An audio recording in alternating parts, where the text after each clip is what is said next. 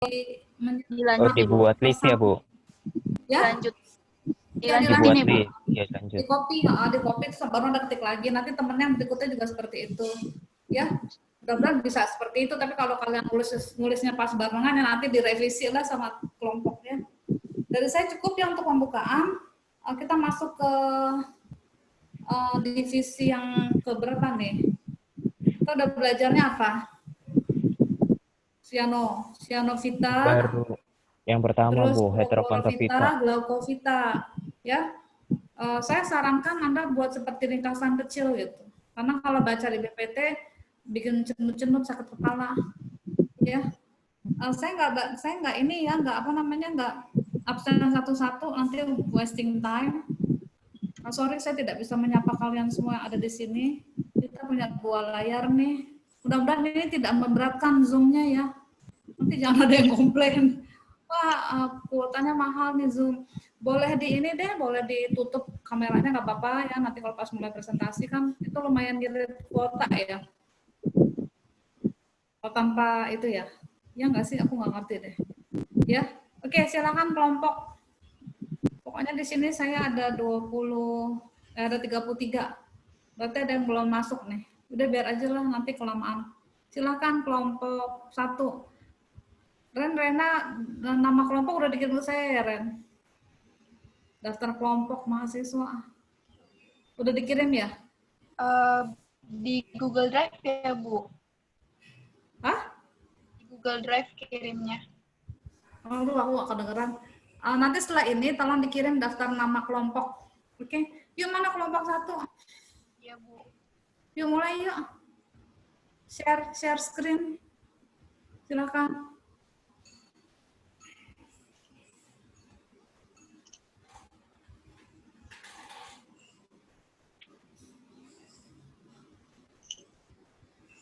Noval, Niken belum diizinin buat share screen katanya. Udah. Oh, udah. Oke. Saya buka aja ya, teman-teman. Oke, silakan. Assalamualaikum warahmatullahi wabarakatuh. Selamat siang teman-teman semua dan Bu Fanti. Hari ini kelompok 1 akan menjelaskan tentang materinya yaitu heterokontovita. Dari kelompok 1 ini yang beranggotakan Fezaki Hamam dan juga ada Niken Fitri Sawiyah, Peralihan Pertiwi, dan Mariska juga Melida. Oke, lanjut. Oke.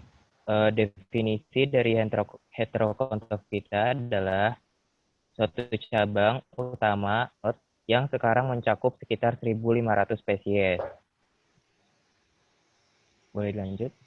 Nah, karakteristik umumnya itu adalah yang pertama uniselular atau berkoloni, sering mempunyai flagela atau flagela yang banyak.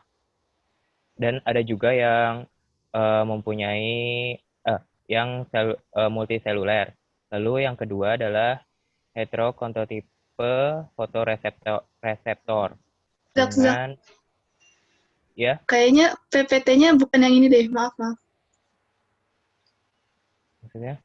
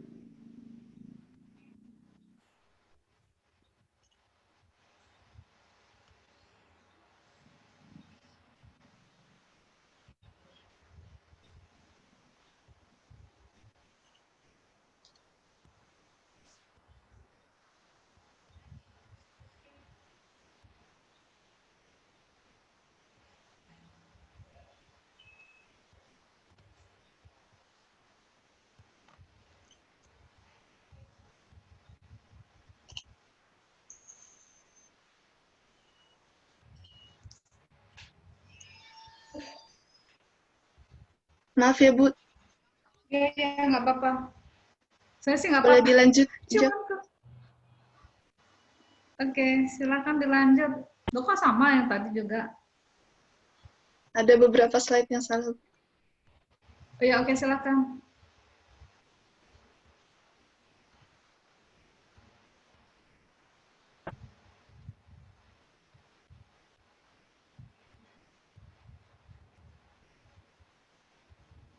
Oke, selanjutnya ada klasifikasi dari heterokontofita. Jadi domainnya yaitu eukariotik, lalu kingdomnya ada Plantae, lalu di heterokontofita itu Sorry deh. masuk ke divisi. Maaf. Saya interupsi. Bacanya jangan Plantae. Bacanya Plante. Ya. Jadi nanti Chrysophyce, Xanthophyce, saya koreksi dari awal. Kemarin yang di kelas PBB ya, ini kan PBA ya. Yang PBB kemarin juga itu mengucapkannya keliru. Makanya saya koreksi kalau EAE itu dibacanya Chrysophyce ya. Oke, teruskan. Maaf ya. Saya koreksi sedikit. Yuk, diteruskan silakan.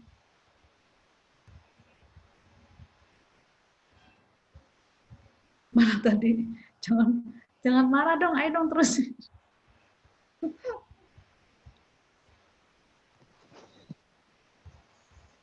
Selanjutnya ada Chrysophyce. Tadi yang depan belum ya? Udah ya? Udah nggak apa-apa, langsung masuk ke kelas ya. Chrysophyce ini diambil dari bahasa Yunani yang berarti emas atau ganggang kemasan. Hidupnya di air laut atau air tawar. Berwarna keemasan karena mengandung pigmen klorofil dan karoten. Cadangan makanannya disimpan dalam bentuk karbohidrat dan minyak. Cadangan makanannya berupa krisolaminarin. Ganggang kemasan ini hidup secara fotoautotrof.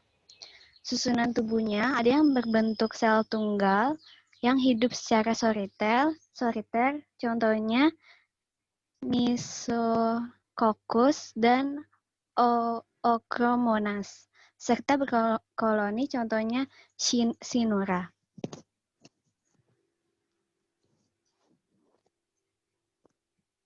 Ciri-ciri lainnya adalah umumnya ganggang ini tidak mempunyai dinding sel. Bila mempunyai dinding sel, biasanya terdiri dari lerika atau biasanya tersusun dari lempengan silikon atau juga dari cakram kalsium karbonat. Ganggang ini juga mempunyai alat gerak berupa flagela yang tidak sama jumlahnya tiap marga. Sel tubuhnya berbentuk seperti bola dan memiliki flagel, contohnya Sinura. Selanjutnya. Berikut ini adalah struktur Chrysophyce. Ada yang uniseluler dan multiseluler. Selanjutnya.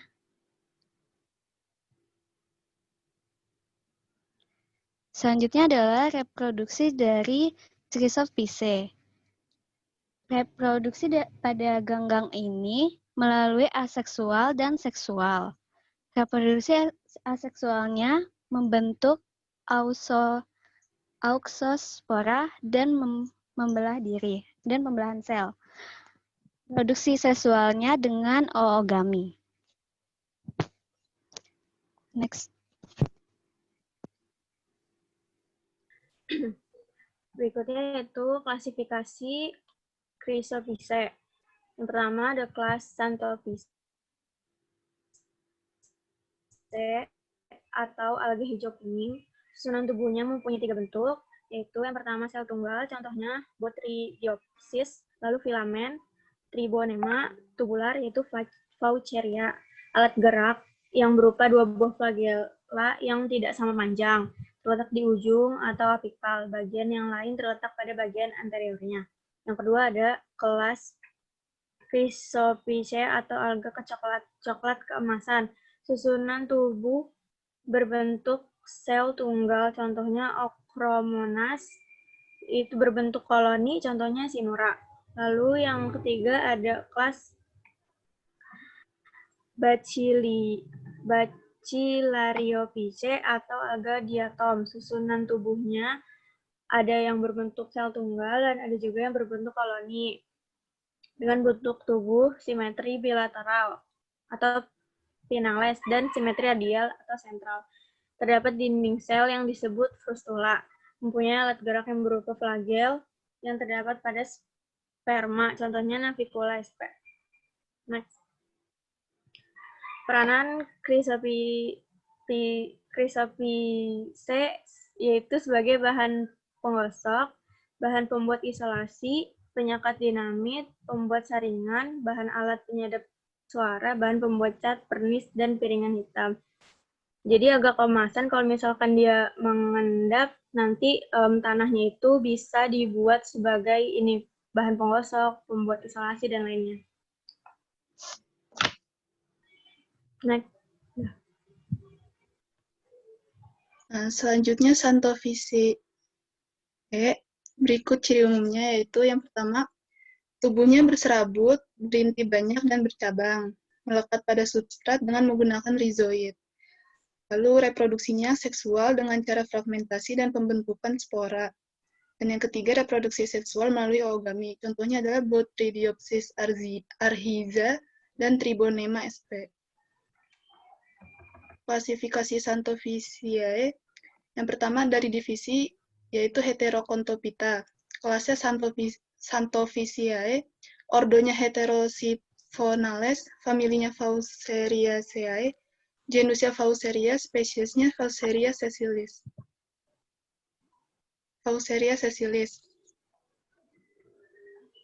Yang pertama yaitu tubuhnya berserabut, berinti banyak, dan bercabang, melekat pada substrat dengan menggunakan rizoid. Cadangan makanannya lemak dan minyak. Reproduksi terjadi dengan dua cara, yaitu aseksual dan seksual. Reproduksi aseksual dengan cara fragmentasi dan pembentukan spora. Reproduksi seksualnya melalui oogami. Lalu ini adalah siklus hidup dari Fauceria. Lalu ada Eustigmatophyceae. Eustigmatophyceae memiliki bentuk sel yang bulat dan berwarna hijau, kokoid hijau, tunggal atau berpasangan atau dalam koloni. Memiliki kloroplas dan nukleus yang dilapisi membran. Kloroplas memiliki stigma atau bintik mata yang bersifat sensitif terhadap cahaya. Contohnya adalah Nanochloropsis sp. Nanochloropsis sp, ciri umumnya itu berukuran 2-4 mikron, berwarna hijau dan berbentuk bulat.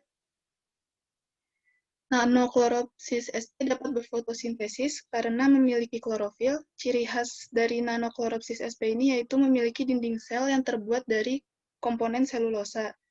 Nanochloropsis sp ini bersifat kosmopolit. Kosmopolit itu yaitu spesiesnya tersebar secara luas ke seluruh wilayah di penjuru dunia. Lalu Nanochloropsis sp ini dapat dimanfaatkan sebagai makanan zooplankton yang merupakan makanan larva kerapu batik.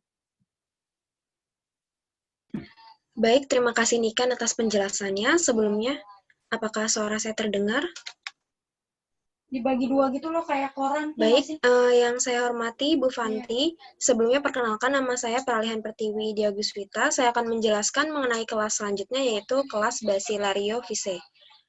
Untuk kelas yang ini, ciri umumnya adalah memiliki pigmen yang sangat beragam dan umumnya uniseluler, dan bereproduksinya dengan cara seksual dan aseksual.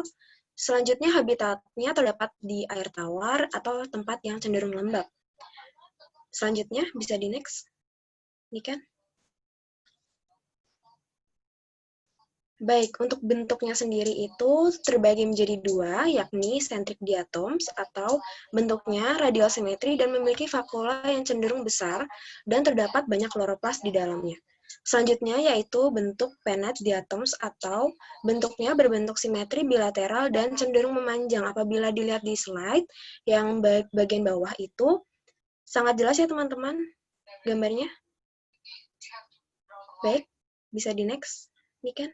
Nah, untuk siklus hidup atau dar hidupnya ini, apabila kita lihat, itu dimulai dari sel yang dewasa, kemudian mengalami mitosis, kemudian aseksualnya, karena itu aseksual, jadi mitosis ya teman-teman, dan ini diploid, kemudian mengalami meiosis, dan mengalami seksual reproduksi yang akan menjadi gamet yang atau haploid ya teman-teman kalau kita lihat di situ.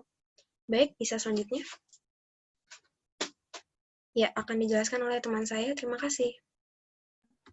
Ya, berikutnya itu Rapidophyce. Rapidophyce atau Rhapidophytes sebelumnya disebut sebagai Choromonadophyce dan Choromonadiniaceae. Ini kelompok kecil ganggang eukariotik yang mencakup spesies laut dan air tawar. Jadi dia tinggalnya biasanya di air laut dan air tawar. Semua Rhapidophytes itu uniseluler. Ukuran selnya 50-100 mikrometer. Dia termasuk ganggang yang tidak memiliki dinding sel. Next. Lalu Rhapidophytes memiliki sepasang flagela. Keduanya berasal dari invaginasi atau kerongkongan yang sama. Satu flagel mengarah ke depan dan ditutupi oleh mastigonemes seperti rambut. Sementara yang lainnya mengarah ke belakang melintas permukaan sel terletak di dalam alur ventral. Jadi di sini flagelnya itu ada yang mengarah ke atas, ini yang putih ini. Terus ada juga yang kayak ngelewatin sel dari ganggangnya itu. Bisa lihat di gambarnya. Lalu Rhapidophytes mengandung banyak chloroplast ellipsoid yang mengandung klorofil A, C1, dan C2. Mereka juga menggunakan pigmen aksesori termasuk karoten dan diadinoxantin. Tidak seperti Heterocontophita lainnya, Rhapidophytes tidak memiliki organel fotoreseptif atau bintik mata khas dari kelompok ini. Menjadi ciri khasnya itu. Next. Ini pengelompokan dari Rhapidophytes itu sendiri. Ada yang selnya dengan tubular invaginasi, ada yang tidak dengan tubular invaginasi. Itu yang dengan tubular invaginasi ada Haramonas. Lalu yang dengan tubular invaginasi itu ada sel yang kuning kehijauan, yaitu Chlorinimonas, dan ada yang keemasan emas kecoklatan, yaitu memiliki kloroplast yang di sini sebelah kiri sini, itu dia sel regulernya berbentuk oval. Lalu di sini contohnya yaitu Olistodiscus. Lalu contoh lainnya itu ada Psamamonas. Lalu yang kloroplasnya banyak kloroplas, itu lebih dari 10. Ada flagelanya di sini. Yang pertama itu ada yang di ujung, di apikal itu kerongkongannya, dengan bentuk mikositnya itu berupa batang. Yang di fibrokapsa ini. Lalu ada yang kloroplasnya itu menyebar, yang di tengah, yang catonella ini. Lalu ada yang letak flagelanya itu di subapikalnya, jadi nggak di ujung atas itu, yang di paling kanan. Yaitu bentuknya seperti kentang. Next. Lalu di sini ada beberapa contoh dari Rhapidophytes. Ada tadi Cantolina antiqua, Cantolina ovata, Gonoistomum, Cantolina marina, Fibrocapsa, H. acasiwo, Haramonas, dan Facularia. Next. Ini beberapa contoh yang tadi. Ada Fibrocapsa japonica, yaitu memiliki 2 pasang flagela, panjangnya itu 20-30 mikrometer, bentuknya oval, agak pipi, mukositnya itu ada di ujung posterior sel yang ada di panah sini, yang panah ini mukositnya, lalu dapat menyebabkan kematian ikan. Lalu ada Heterosigma acatio. Itu dia flagellanya itu ada di subapikal, jadi nggak di ujung atas gitu flagellanya. Panjangnya itu 8 sampai 25 mikrometer. Bentuknya itu seperti yang tadi saya bilang, agak menyerupai kentang, terus dapat menyebabkan kematian ikan. Jadi rata-rata Rapidopites ini dapat menyebabkan kematian ikan. Terus spesies Rapidopites ini sangat rapuh dan biasanya tidak dapat diidentifikasi untuk spesies dalam sampel yang diawetkan. Mereka bahkan mungkin tidak dikenali sebagai Rapidopites karena mereka tidak memiliki dinding sel. Next.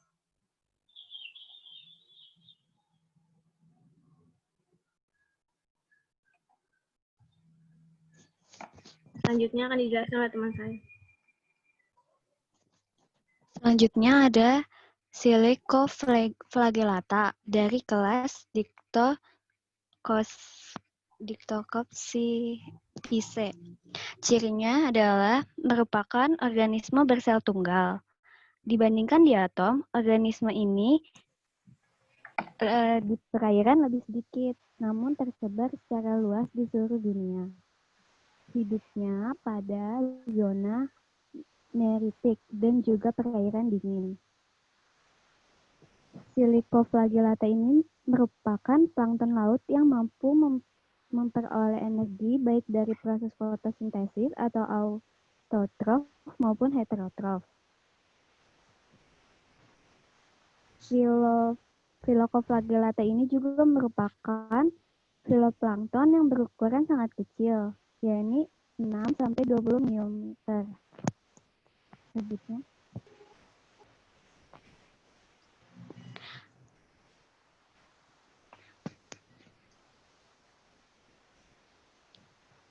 Next.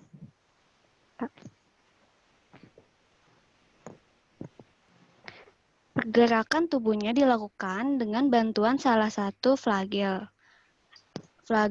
eukariotik yang panjang, di mana dapat membantu mendorong silicoflagellata ini.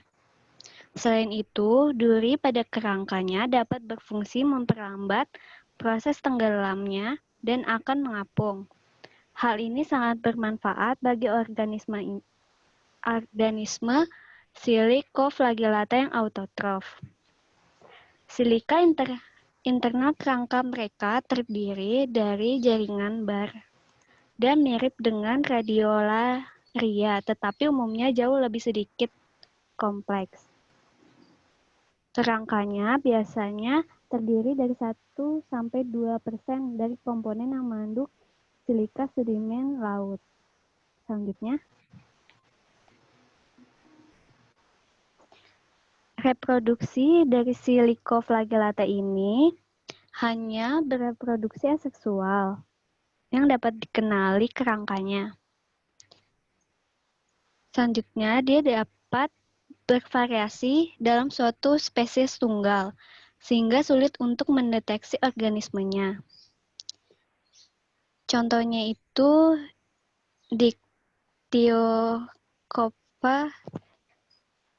Dictyoca fibula. Selanjutnya.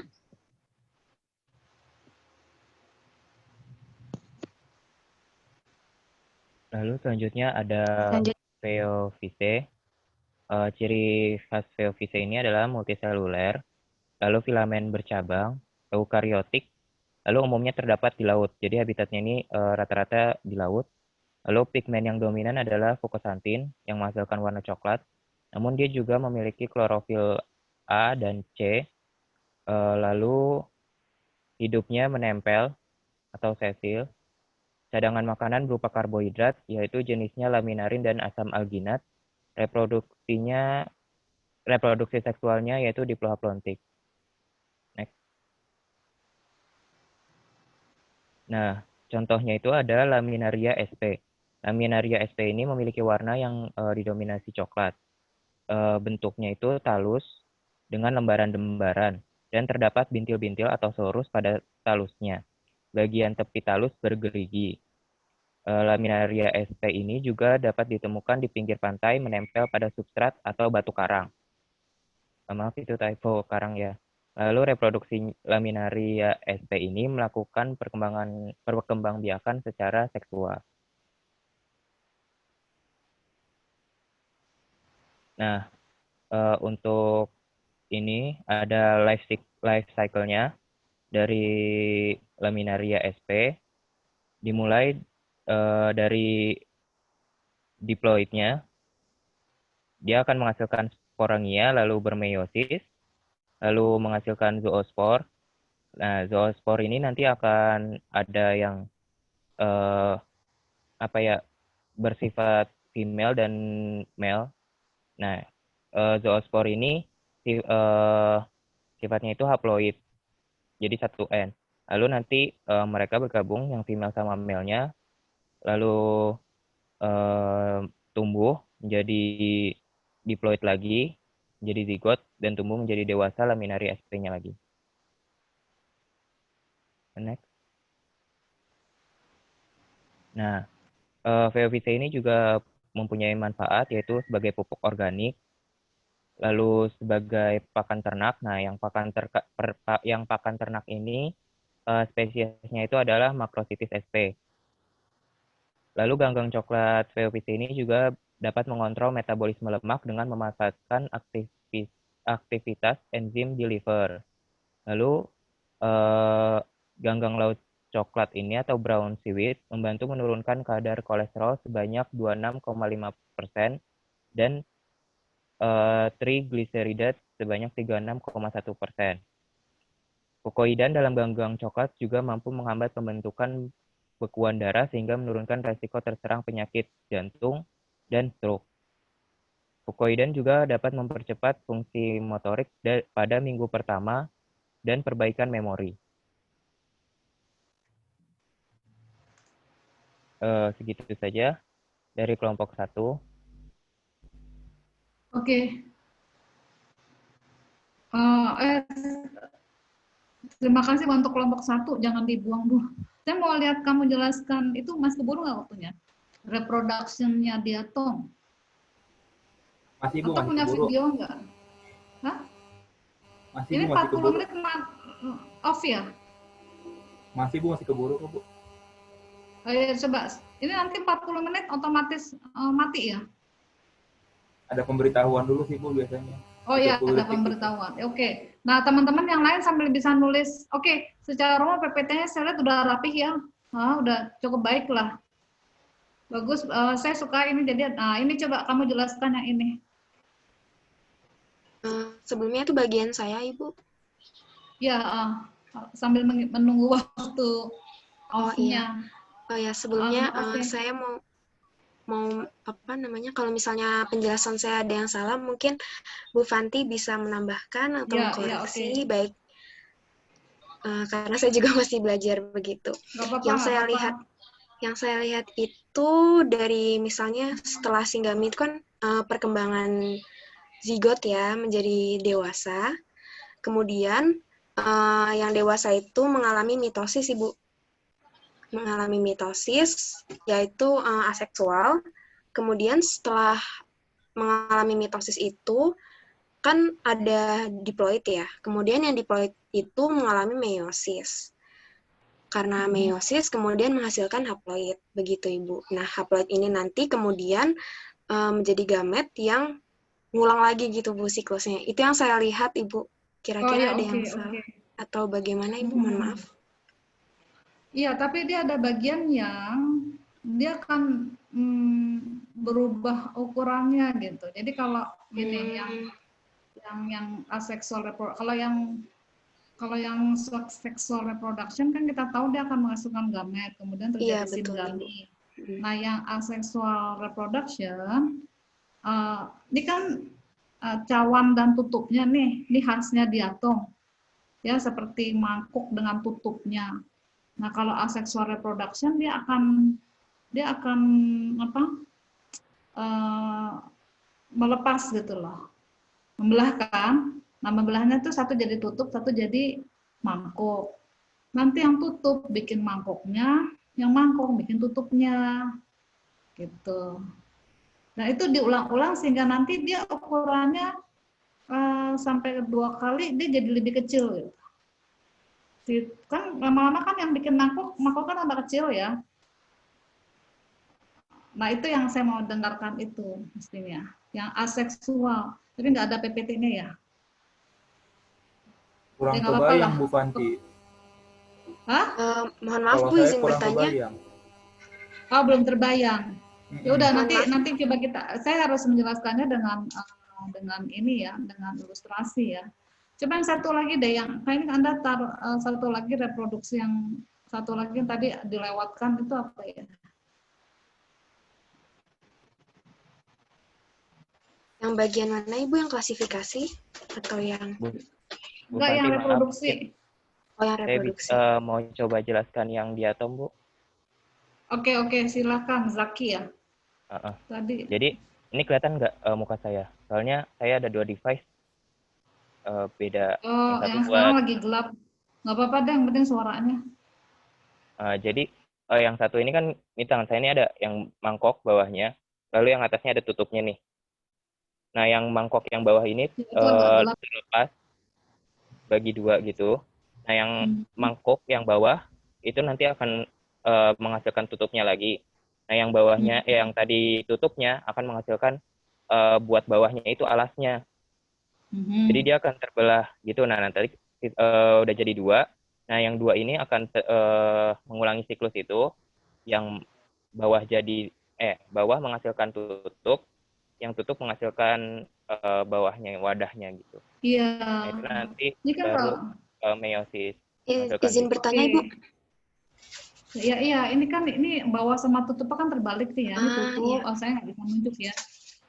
Yang mitosis, ya tadi yang ini kan posisinya beda kan, yang ini ditutup. Apakah terlihat dari warnanya mungkin Bu? Ya, warnanya ada biru dan ungu ya Bu ya? Betul. Nah, berarti yang ungu itu kan tutupnya ya Bu? Oh, betul, baik, itu yang siap. saya maksud. Ya? Baik. Paham Ibu, terima kasih banyak Ibu atas Itu tambahannya. yang mau saya tandai, dia keunikannya dia seperti itu. Nanti Baik, kalau udah terima sampai kasih, suatu fase dia kecil ya dia tidak bisa reproduksi mitosis lagi ya, dia mati gitu. Dia usianya udah, yang kecil itu lama-lama kan dia membelah lama-lama kecil. Nah itu kan sampai suatu fase dia nggak bisa membelah lagi. Jadi nggak terus kecil gitu, enggak. Ya, paling 2-3 kali deh. Di buku tuh ditulisnya dia sampai bisa membelah sampai 2-3 kali. Sampai ukurannya sudah yang paling kecil, ya sudah, dia mati. Nah, nanti dibatunya dengan yang seksual lagi. Ya. Oke, ada teman-temannya sambil nulis pertanyaan di Google Classroom ya. Anda hari ini ada kuliah lagi nggak setelah mata kuliah ini? Ada Ibu. Oh ada, mata kuliah apa? Iya, filsafat IPA Ibu. Jam 3 pas ya? Iya, jam 3 Iya, pas Ibu, betul. Oke, jadi kita harus manage waktu sedemikian rupa. Kalau jadwal itu kan 13, berarti Anda punya waktu peralihannya 20 menit. Ya, ini kan berarti sampai 14:40 ya. Oke, kita punya waktu banyak kok nih, masih ya kan masih baru 40 menit. Kayaknya ada satu lagi deh slide-nya yang tentang reproduksi yang kalian kayaknya agak di-skip. Saya lupa dari kelas apa. Coba mundur sebelum slide ini yang terpampang. Nah ini Vaucheria, ya Vaucheria. Ini juga dia unik ya. Vaucheria itu kelasnya apa tadi? Nontovise ya? Nontovise Bu. Ya, dia salah satu indikator laut juga. Jadi kalau kita masih menemukan Vaucheria itu berarti kondisi lautnya masih cukup baik. Nah, ya ini gimana? Ini bagian siapa tadi? Ibu.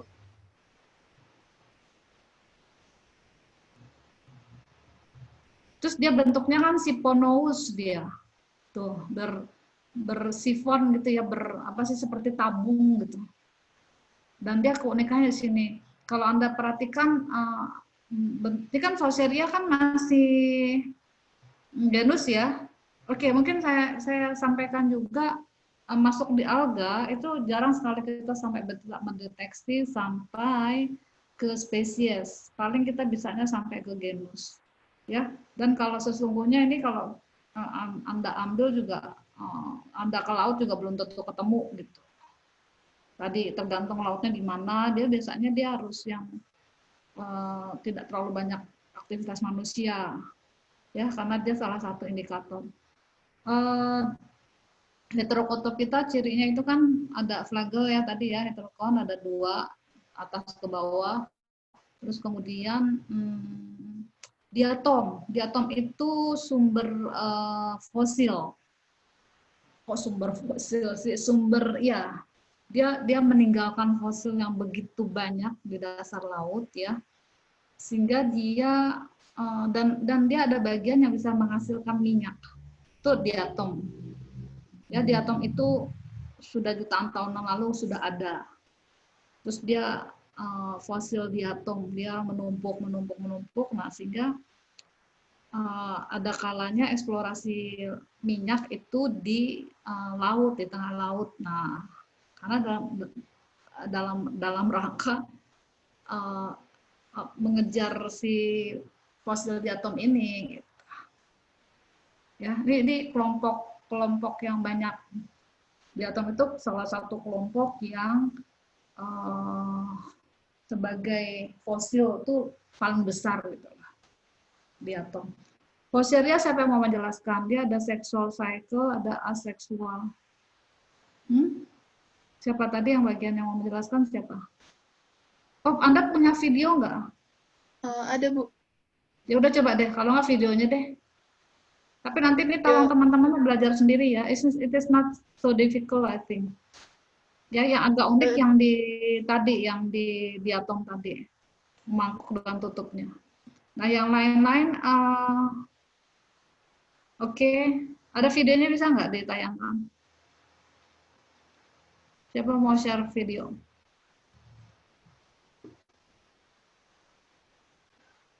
Sambil teman-temannya kalau ada pertanyaan bisa langsung ke GC ya. Nanti kita diskusinya di GC aja, karena ya itu tadi dalam rangka efisiensi. Mungkin ada yang nggak masalah, mau berapa jam juga. Tapi saya tadi sempat kelempar loh. Saya udah berapa hari ini first media jelek banget ya. Jadi nggak stabil. Saya tadi kelempar keluar. Terus saya udah nyalain dari HP saya, terus dia tiba-tiba bagus lagi. Kayaknya aku juga mesti punya cadangan sendiri nih, cadangan kuota beli modem gitu. Oke, yang videonya mana? Dimulai, Bu. Boleh, silakan. Aku kayak dikejar-kejar nih, saya nunggu 40 menit mati. 40 menit off dia. Oke, sambil Anda mau ambil apa? Pergerakan ya? Oh, ini kumpulan videonya nih. Ini diatom aja sih, Bu. Oh, diatom saja. Oke, silakan. Iya.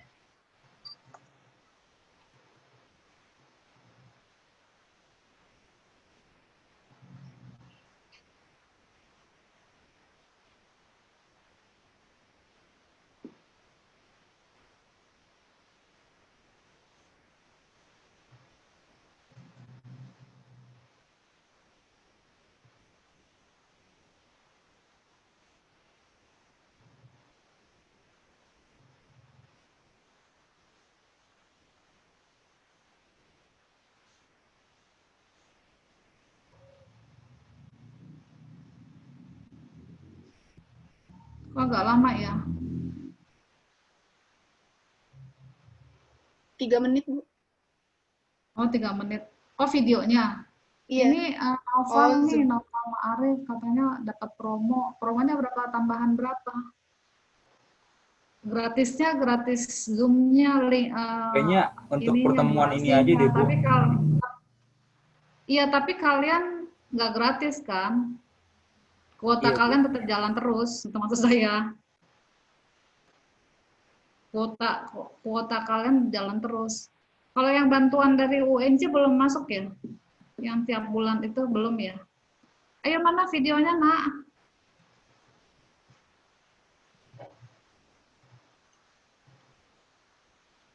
Kok Kok lama ya?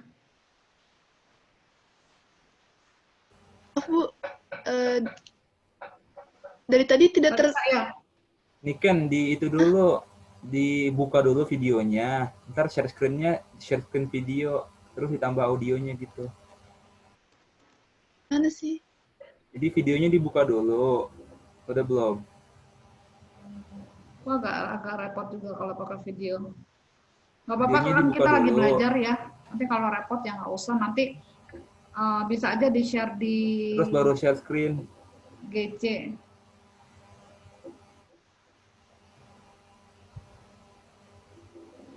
Bisa nggak? Bisa. Connect audio juga ya videonya.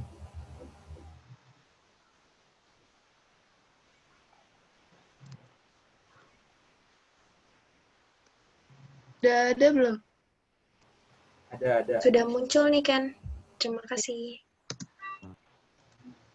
Oke.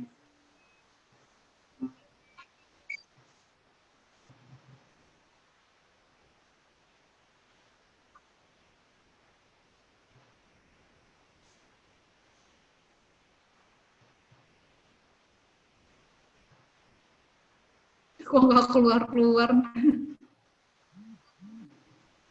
Nggak ke-play, Ken.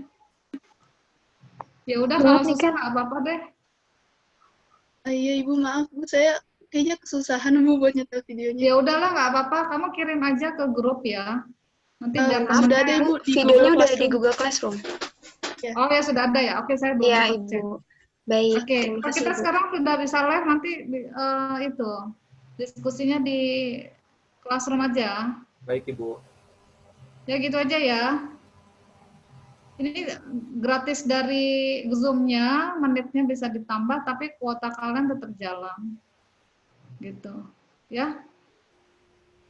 Oke, aku silakan sama mahasiswa, silakan yang ngaturnya. Saya kalau yang kayak gini, aku berikan kesempatan pada mahasiswa untuk ini, karena saya nggak mau kasihan gitu untuk nanti kuliah filsafat IPA pakai apa platformnya?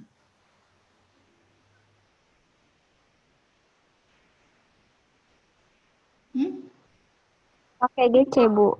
Google Pakai apa? Classroom. Google Classroom. Oh, nggak pakai Vicon ya? Tidak, Bu. Oh iya, saya selang-seling lah. Soalnya saya semester lalu, semester 112 itu sama sekali saya nggak pakai Vicon. Karena khawatir anak-anak kasihan di kuota ya. Terus semester ini adalah sedikit-sedikit lah, masa